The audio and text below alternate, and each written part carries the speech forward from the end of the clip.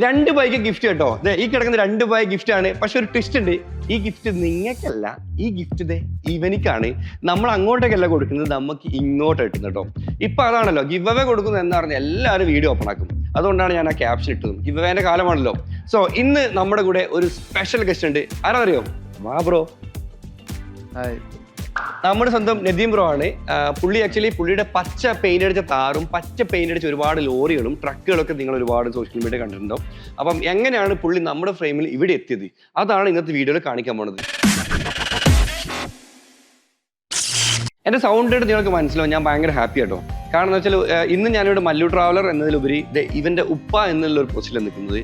കാരണം being A father, നമ്മളെ മക്കളുടെ വിദ്യാഭ്യാസത്തിനും അവരുടെ ഓരോ കാര്യങ്ങൾക്കും വേണ്ടി നമ്മൾ ഒരുപാട് സ്പെൻഡ് ചെയ്തിട്ടുണ്ട്. അപ്പം ഞാൻ എൻ്റെ ലൈഫിൽ എൻ്റെ കരിയറിൽ ഞാൻ മാസിയുടെ ബൈക്ക് റേസിങ്ങിന് വേണ്ടി, മോട്ടോക്രോസ് റേസിങ്ങിന് വേണ്ടി ഒരുപാട് ഫണ്ട് സ്പെൻഡ് ചെയ്തിട്ടുണ്ട്. പക്ഷെ കഴിഞ്ഞ കുറച്ച് കാലങ്ങളായിട്ട് നമ്മുടെ ലൈഫിൽ കുറച്ച് സിറ്റുവേഷൻസ് ചേഞ്ച് ആകുമ്പോഴും ഇതൊക്കെ അവർ എഫക്റ്റ് ആകുന്നുണ്ടായിരുന്നു. ആദ്യമായിട്ട് അവരെ ഞാൻ റേസിംഗ് കരിയറിലേക്ക് ഇറക്കുമ്പോൾ ഞാനൊരു ചൈനീസ് ബൈക്കൊക്കെ വാങ്ങിക്കൊടുത്തിട്ടാണ് ഞാൻ ഇറക്കിയത്. പക്ഷേ പിന്നീട് നമുക്ക് അവൻ പഠിച്ചു വരുന്ന അനുസരിച്ചിട്ട് അവൻ്റെ ഗ്രൗണ്ടിൻ്റെ വലിപ്പം കൂടാൻ തുടങ്ങി, അവൻ എടുക്കുന്ന വണ്ടികളുടെ പവറും കൂടാൻ തുടങ്ങി. പിന്നീട് ഞാൻ അസ്കി TC65 ആണ് ഞാൻ വാങ്ങിക്കൊടുത്തത്. അപ്പം അവിടുന്ന് ഒരുപാട് വണ്ടികൾ എനിക്ക് പിന്നെയും വാങ്ങേണ്ടി വന്നു. അപ്പോൾ അറിയാം, ഓരോ വണ്ടികളും ലക്ഷങ്ങൾ വരെയുള്ള വണ്ടികളാണ്. അത് മെയിൻറ്റെയിൻ ചെയ്യാൻ ഒരുപാട് ലക്ഷങ്ങൾ സ്പെൻഡ് ചെയ്യുന്നുണ്ട്. ഇതൊക്കെ ഇവിടെ പറയുന്നത് എന്തിനാണ് എന്ന് വെച്ച് കഴിഞ്ഞാൽ, ഇന്ത്യൻ സൂപ്പർ ക്രോസിൽ റൈഡ് ചെയ്ത യങ്ങസ്റ്റ് റൈഡറാണ് മാസി, ഒരു മലയാളിയാണ്. അപ്പോൾ അതുകൊണ്ട് തന്നെ ബീങ് എ മലയാളി, ഒരു മലയാളിക്ക് ഒരു മലയാളി സപ്പോർട്ട് ഉണ്ടാകുന്ന കേട്ടിട്ടുണ്ടോ? അതാണ് ഇവിടെ സംഭവിക്കുന്നത്.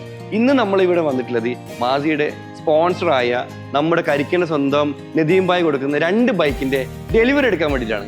നമ്മുടെ പുറകിലുള്ള വണ്ടി ഞാൻ റിവ്യൂ ചെയ്ത് കാണിച്ചിട്ടുള്ളൂ. അതിന് മുന്നേ കരിക്ക് എന്താണെന്ന് നിങ്ങൾ അറിയാം. എന്താണ് കരിക്ക് നിങ്ങൾക്ക് അറിയോ? അറിയില്ലോ. ഇതാണ് കരിക്ക്. ഇത് പേര് പോലെ തന്നെ കരിക്കാണ്. നല്ല നാടൻ ഇളനീരിന്റെ വെള്ളം കിട്ടും.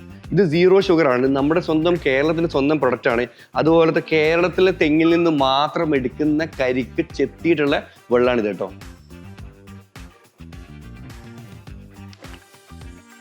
ഇത് വേറെ പ്രത്യേകത ഉണ്ട്. ഓരോ ബോട്ടിലും ഓരോ ടേസ്റ്റ് ആയിരിക്കും. നമ്മൾ ഓരോ കരിക്ക് എത്തുമ്പോഴും ഓരോ ടേസ്റ്റ് കിട്ടുന്നില്ലേ? അതുപോലെ തന്നെ ഓരോ ബോട്ടിലും ഓരോ ടേസ്റ്റ് ആയിരിക്കും. ചിലതിന് മധുരം കുറച്ച് കുറവായിരിക്കും, ചിലതിന് മധുരം കുറച്ച് കൂടുതലായിരിക്കും. എന്ന് വെച്ചാൽ 100% നല്ല അടിപൊളി നാച്ചുറൽ സാധനം. നദീം ഭായ് പറ, എന്താണ് നിങ്ങളുടെ പ്രൊഡക്റ്റ്? എത്ര വർഷം തുടങ്ങിയിട്ട് നിങ്ങളത്? ഇപ്പോൾ കരിക്ക് എന്ന് പറഞ്ഞ ബ്രാൻഡ് നമ്മൾ സ്റ്റാർട്ട് ചെയ്തിട്ട് അറൗണ്ട് ഒരു 7 years ആയിട്ട് ബ്രാൻഡ് രജിസ്റ്റർ ചെയ്തിരുന്നു. ഓക്കെ.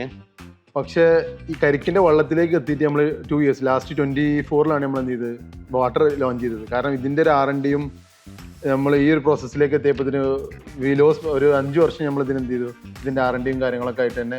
കാരണം നമുക്കൊരു നമ്മൾ എന്തായാലും എടുത്തൊരു തീരുമാനം ഉണ്ടായിരുന്നു, കൊടുക്കുകയാണെന്നുണ്ടെങ്കിൽ 100% നാച്ചുറൽ ആയിട്ടുള്ള നാടൻ കരിക്കും വെള്ളം തന്നെ കൊടുക്കണം. കാരണം നമുക്കൊരു കോൺസെൻട്രേറ്റ്സോ അല്ലെങ്കിൽ വേറെ എന്തെങ്കിലും ഫ്ലേവേഴ്സ് വെച്ചിട്ട് വല്ല വാട്ടർ ഉണ്ടാക്കുകയാണെങ്കിൽ നമുക്ക് കുറേ ഓപ്ഷൻസ് ഉണ്ട്.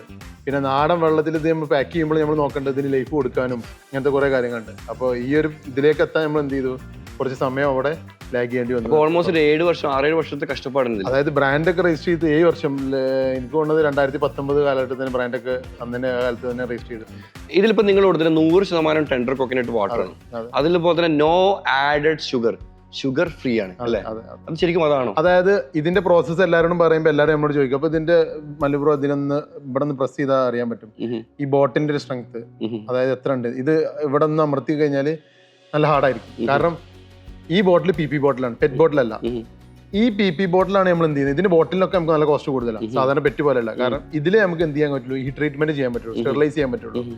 അപ്പൊ ഇതിൽ നമ്മൾ ചെയ്യുന്നത് എന്താ വെച്ച് കഴിഞ്ഞാൽ ഇതിന്റെ ടെമ്പറേച്ചർ ഹൈ ചെയ്താണ്ട് ഇതിന്റെ ജേംസിനൊക്കെ കില്ല് ചെയ്യുക, എന്നിട്ട് ഇതിനെ പെർഫെക്റ്റ് ആയിട്ട് പാക്ക് ചെയ്യുക. അപ്പൊ ഇത് എയർ ടൈറ്റ് ചെയ്തിട്ട് തന്നെ ഇതിനെ പാക്ക് ചെയ്യുന്നത്.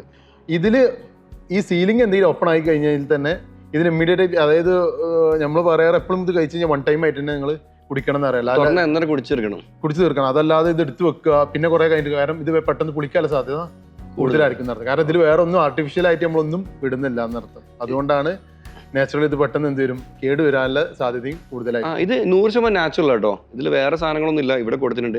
ഇതിപ്പോ നിങ്ങൾ ഡിസ്ട്രിബ്യൂഷൻ ഇപ്പൊ എത്ര കൺട്രീസിൽ ഡിസ്ട്രിബ്യൂഷൻ പോകുന്നുണ്ട്? ഇപ്പൊ നമ്മൾ ആൾറെഡി ഇന്ത്യ അടക്കം മിഡിൽ ഈസ്റ്റില് Qatar, UAE, Oman, Bahrain, Kuwait, Saudi, ഈ രാജ്യങ്ങളൊക്കെ നമ്മൾ അഗ്രിമെന്റ് ഇടാം. ഇതിൽ ആൾറെഡി നമ്മൾ UAEയും ഖത്തറും സ്റ്റാർട്ട് ചെയ്തിട്ടുണ്ട്. മറ്റു രാജ്യങ്ങൾ ഇതിലൊരു നല്ല പാർട്ട് എന്താണെന്ന് വെച്ചാൽ നമ്മൾ എക്സ്പെക്ട് ചെയ്തതിലും കൂടുതൽ ഓർഡേഴ്സൊക്കെ അവിടെ നിന്ന് വരാൻ തുടങ്ങി. അപ്പോൾ നമുക്ക് എന്ത് ചെയ്യാൻ പറ്റും, ഇല്ല ഫെസിലിറ്റിയിൽ നമുക്ക് ലിമിറ്റേഷൻസ് ആയി. ഞാൻ കണ്ടതോളം നിങ്ങൾ പുതിയ ഫാക്ടറി ഓപ്പൺ ആക്കുന്നുണ്ട്. പുതിയ ഫാക്ടറി ഇൻഷാ അല്ലാഹ് അടുത്ത മാസം നമ്മൾ ഓപ്പൺ ചെയ്യും.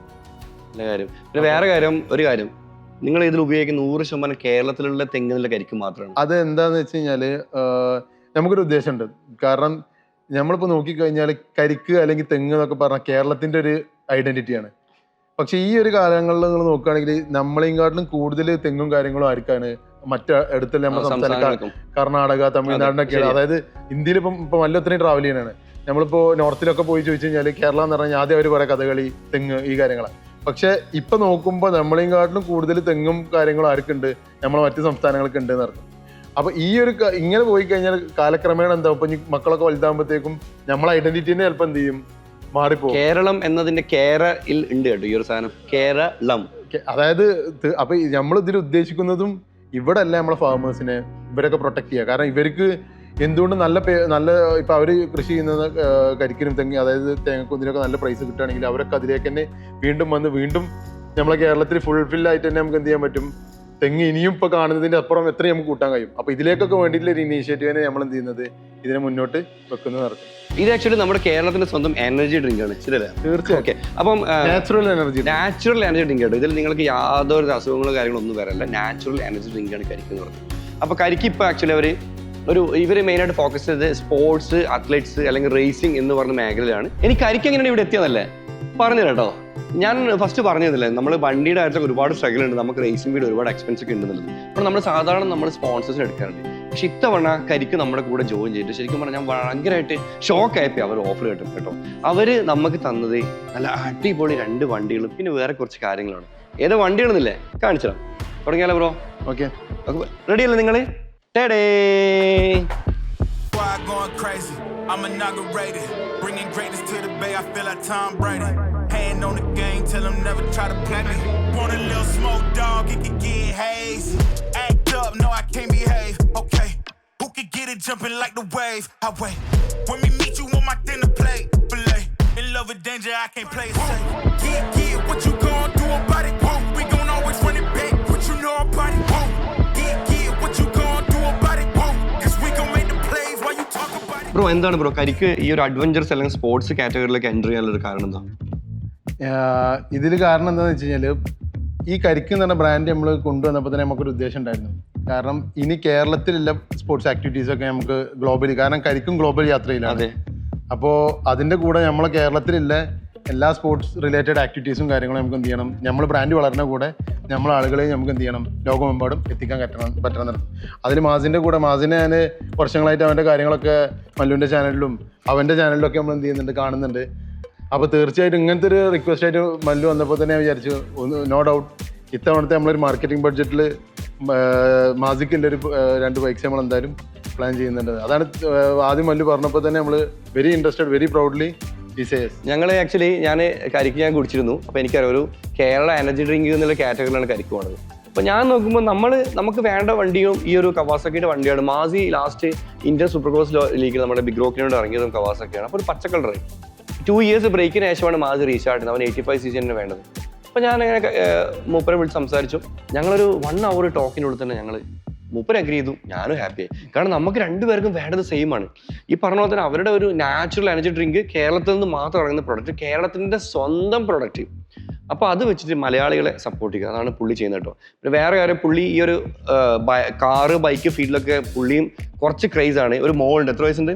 ഇപ്പോൾ 8 വയസ്സുണ്ട്. 8 വയസ്സിലെ മോളുണ്ട്. അവള് മോട്ടോക്രോസിന്റെ ബൈക്ക്, കുഞ്ഞു ബൈക്ക്, ചൈനീസ് ബൈക്ക് ഓടിക്കുന്നത്. പക്ഷേങ്കിൽ നമ്മൾ ആ സംസാരത്തിന് ശേഷം നമ്മൾ ഒരു വണ്ടി വാങ്ങാനും നമ്മൾ പട്ടാമ്പയുടെ ലത്തീഫ് ഖാനെ ഏൽപ്പിച്ചു കൊടുത്തിട്ടുണ്ട് ട്രെയിനിങ്ങിനൊക്കെ വേണ്ടിട്ട് കേട്ടോ. തീർച്ചയായിട്ടും, അതായത് very thanks for that also.